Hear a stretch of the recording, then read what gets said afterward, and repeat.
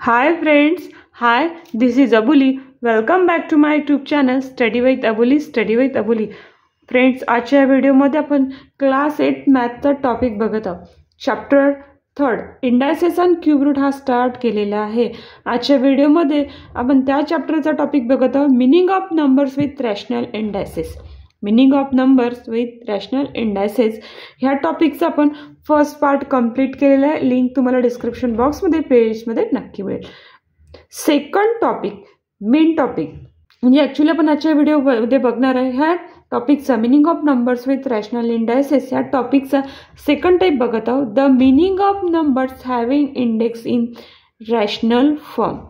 Meaning of numbers having index in the rational form m/n m/n. आता हा rational form आहे m/m आणि rational form म्हटलं की दोन्ही म्हणजे न्यूमरेटर आणि डिनॉमिनेटर जो नंबर असतो तो काय असतो, इंटिजर. तर रॅशनल फॉर्म कसा आहे तुम्हाला माहिती आहे, बट हा फॉर्म कसा येतो हे आपण आजच्या व्हिडिओमध्ये बघणार आहोत. बघा इथे लिहिते मी cube root of 64, cube root of 64 आणि इकडे लिहिते मी cube root of 8, cube root of 8. बघा क्यूब रूट ऑफ 64 माहिती आहे तुम्हाला काय येतं, क्यूब रूट ऑफ 8 हे सुद्धा माहिती आहे, बट याला आपण लिहू कसं शकतो. बघा क्यूब रूट ऑफ 64 माहिती आहे आपल्याला, प्रिव्हियस व्हिडिओला आपण शिकलेलं आहे 64 raise to the power 1/3. Cube root of 8 याला कसं लिहू शकतो, 8 raise to the power 1/3. But बघा ह्या ब्रॅकेटच्या आतमध्ये 64 लिहिलेलं आहे. काय लिहिलेलं आहे, 64. हा 64 कशाचा स्क्वेअर येऊ शकतो, 64 येऊ शकतो हा 8चा स्क्वेअर. म्हणून मी या 64ला काय केलं आहे, 8 स्क्वेअर याप्रमाणे लिहिलेलं आहे. आणि काय करते इथे मी एक आपला इंडेक्सचा लॉ यूज करते, a raise to the power m in bracket त्याचा पॉवर. आता याला कसं लिहितो आपण, a raise to the power m n म्हणजे दोन्ही पॉवर म्हणजे इंडेक्सची काय करतो आपण मल्टिप्लिकेशन. म्हणजेच आपल्याला याला याप्रमाणे करायचं आहे. म्हणजे काय करायचं इथे दोन्ही इंडेक्सची मल्टिप्लिकेशन म्हणजे काय लिहिणार आपण, 2/3.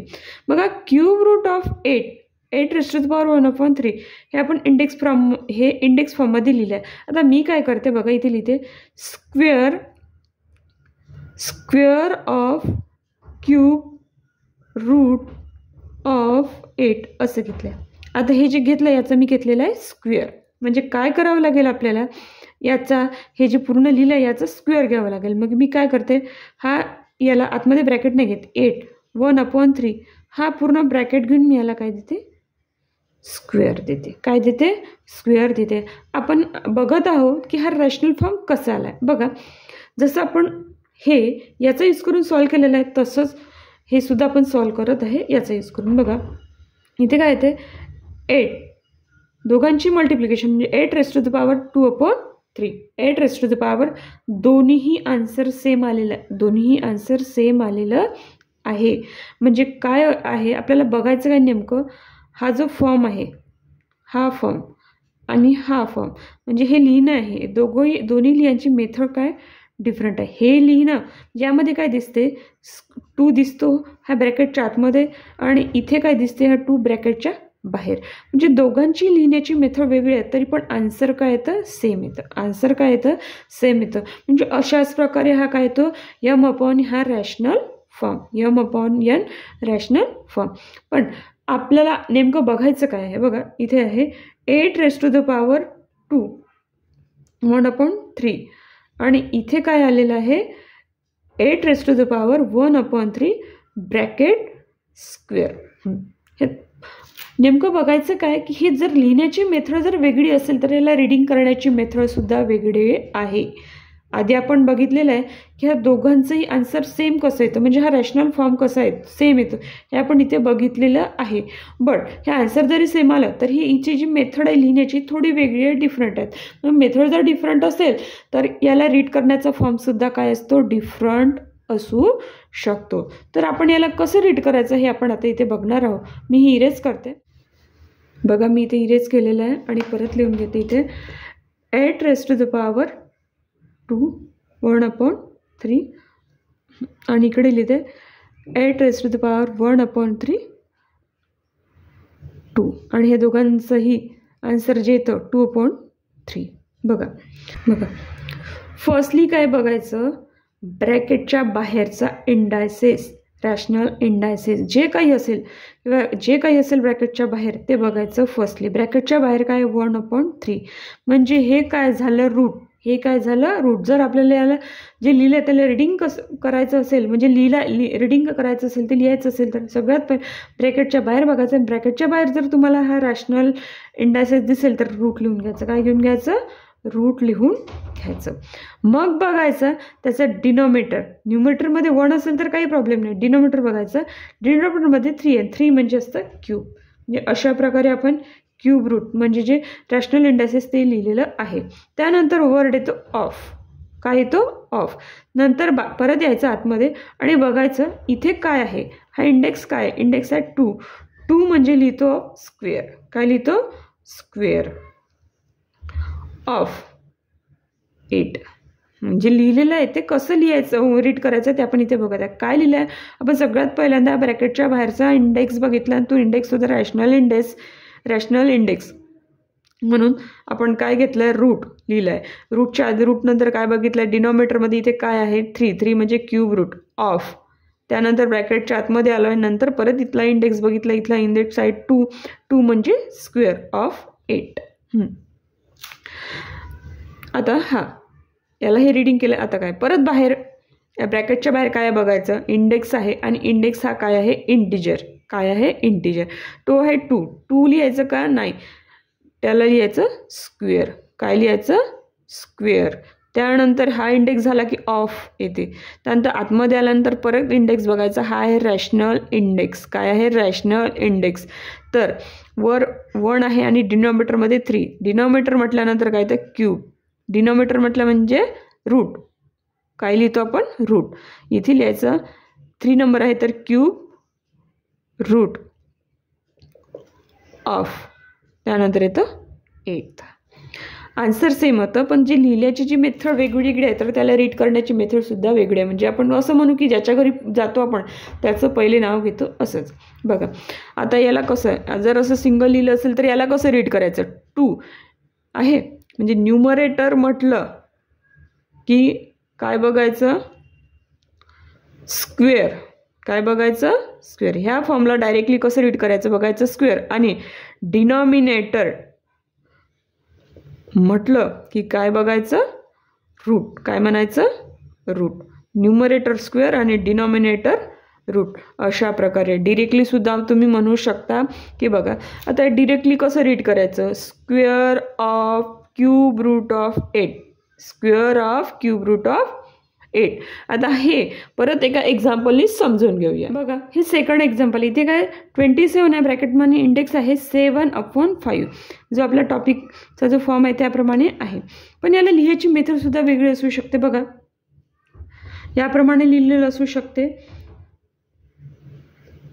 ब्रॅकेटमध्ये 27 आणि इंडेक्समध्ये 1/5 आणि ते 7 इकडे याप्रमाणे असू शकते.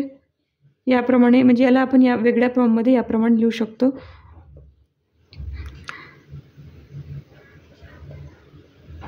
बघा याला लिहायचे 2 मेथड्स आहेत. आणि प्रॅक्टिस सेट म्हणजे नेमकं काय, कशावर बेस आहे तर जे लिहिलं आहे त्याला रीडिंग कसं करतो ते आणि रीडिंग केलेलं आहे त्याला लिहितो कसं ते. बघा सगळ्यात पहिल्यांदा राऊंड ब्रॅकेटच्या बाहेर जो इंडेक्स असतो त्याला बघायचं. हा आता इथे 7th आहे. काय आहे, 7th. हा 7. आता स्क्वेअर म्हटलं की 2 असेल तर स्क्वेअर म्हणतो, 3 असेल तर क्यूब म्हणतो. पण इथे तर 3 पेक्षा जास्त नंबर आहे तर याला काय म्हणायचं, पॉवर. जो 3 पेक्षा जास्त नंबर असेल त्याला म्हणायचं पॉवर. 7th power of. आतमध्ये आलो आहे आपण, इंडेक्स बघितला. हा दिसतोय मला रॅशनल इंडेक्स आणि रॅशनल इंडेक्स असेल तर नेहमी काय दिसतंय, डिनॉमिनेटरमध्ये नंबर असतो आणि वर 1 असतो. इथे काय लिहायचं मग, 5th रूट ऑफ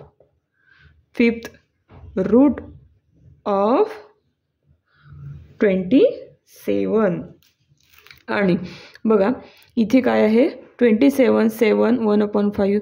राऊंड ब्रॅकेटच्या बाहेर यायचं, बघायचं रॅशनल इंडेक्स. मग काय लिहितो आपण सगळ्यात पहिलं रॅशनल इंडेक्स म्हटल्यानंतर काय तर रूट. डिनॉमिनेटर नंबरमधला डिनॉमिनेटरमधला नंबर आहे 5. 5th रूट ऑफ ब्रॅकेटच्या आतमध्ये आलो आहे, तुम्हाला इथे दिसतंय 7. सिम्पली 7 दिसत आहे, म्हणजे काय लिहायचं 7th पावर ऑफ 27. हे जे दिसतंय याला कसं लिहायचं आहे आपण बघितलेलं आहे. आता एक एक्झाम्पल घेऊन बघूया की लिहिलेलं कसं आहे, त्याला कसं रीड करायचं. बघा मी एक्झाम्पल घेतलं आहे. इथे लिहिलं आहे cube of 7th route of 81. इथे लिहिलं आहे 7th route of cube of 81. आपण राईट टू लेफ्ट घ्यायचं. 81 राऊंड ब्रॅकेटमध्ये लिहायचं 81 ऑफ इकडे काय दिसते रूट 7, म्हणजे आपण इंडेक्स फॉर्म घेणार 1 डिनॉमिनेटरमध्ये 7 ब्रॅकेट कंप्लीट ऑफ क्यूब म्हटलं की आपल्याला एक सिंगल नंबर लिहावा लागतो. क्यूब म्हणजे 3. एकदम आपण लिहिलेलं आहे. ते कसं लिहायचं इंडेक्स फॉर्ममध्ये असं बघत आहे. बघा राईट टू लेफ्ट 81 ब्रॅकेटमध्ये घेऊन घ्यायचं. त्यानंतर ऑफ क्यूब दिसतंय म्हणजे एक सिंगल नंबर तो इथे लिहायचा. ब्रॅकेट कंप्लीट, ह्या ऑफसाठी ब्रॅकेट कंप्लीट. नंतर इकडे बघायचं, इकडे काय रूट आहे आणि इकडे 7th आहे, म्हणजेच रॅशनल इंडेक्स 1/7. बघा अशा प्रकारे आपण लिहिलेलं आहे. तर इथे आपण एका एक्झाम्पल थ्रू समजून घेतलेलं आहे. आता हे जनरल फॉर्म्युल्यानुसार सुद्धा तुम्ही सॉल्व करू शकता. बघा इथे फॉर्म्युला लिहून दिलेला आहे आणि हा फॉर्म आहे h⁻m/n आणि याला आपण याप्रमाणे लिहू शकतो आणि हे लिहिलेलं याप्रमाणे आपण रीड करू शकतो. त्यानंतर आहे नेक्स्ट h⁻m/n याला सुद्धा जसं याला लिहिलं तसं याप्रमाणे लिहू शकतो इंडेक्स फॉर्ममध्ये. आणि हा इंडेक्स कसा रीड करायचा या इथे लिहिलेलं आहे. जर तुम्हाला या फॉर्म्युलाचा यूज करून एक्झाम्पल सॉल्व करायचे असेल याचा सुद्धा तुम्ही यूज करू शकता. बघा एक एक्झाम्पल घेऊया. त्याच्यासाठी आपण 325 याला आपण अशासारखं लिहू शकतो आणि मग त्याला कसं रीड करायचं ते बघूया. 1/8 याला आपण याप्रमाणे लिहिलं. काय लिहायचं आहे बघा, m म्हणजे 3 आणि n म्हणजे 8. जिथे m आहे तिथे 3 आणि जिथे n आहे तिथे 8. बघा nth म्हणजे 8. 8th रूट ऑफ m काय आपला 3. पण क्यूब लिहायचं. काय लिहायचं क्यूब ऑफ आपला ए आहे 325. जरी आपण ए म्हणून मी आधी सांगितलं नाही तरी तुमच्या सहज लक्षात येतं की 300 काय आहे ए. बघा याला आपण याप्रमाणे लिहिलं, याला आपण याप्रमाणे सुद्धा लिहूया. बघा इथे लिहिते मी 325 ए म्हणजे 325, n म्हणजे 8 आणि m म्हणजे 3. m म्हणजे 3 आणि 3 पॉवर नाही लिहित आपण, क्यूब लिहितो. क्यूब ऑफ n ची जागा 8 म्हणजे 8th रूट ऑफ ए म्हणजे 325. बघा इथे फॉर्म्युल्यानुसार आपण एक्झाम्पल कसे सॉल्व करायचे हे सुद्धा बघितलेलं आहे. आजच्या व्हिडिओमध्ये आपण बघितलेलं आहे की हा रॅशनल फॉर्म कसा आलेला आहे आणि हा रॅशनल फॉर्म कसा रीड करायचा, कसं लिहायचं हे सुद्धा आपण आजच्या व्हिडिओमध्ये क्लिअर एक्सप्लेनेशन थ्रू समजून घेतलेलं आहे. इथे आजच्या व्हिडिओचा टॉपिक कंप्लीट झालेला आहे. कसा आवडला फ्रेंड्स नक्की कमेंट बॉक्समध्ये कमेंट करा. जर आवडला तर लाईक शेअर आणि सबस्क्राईब करायला विसरू नका. Thank you for watching this video. Take care and good bye.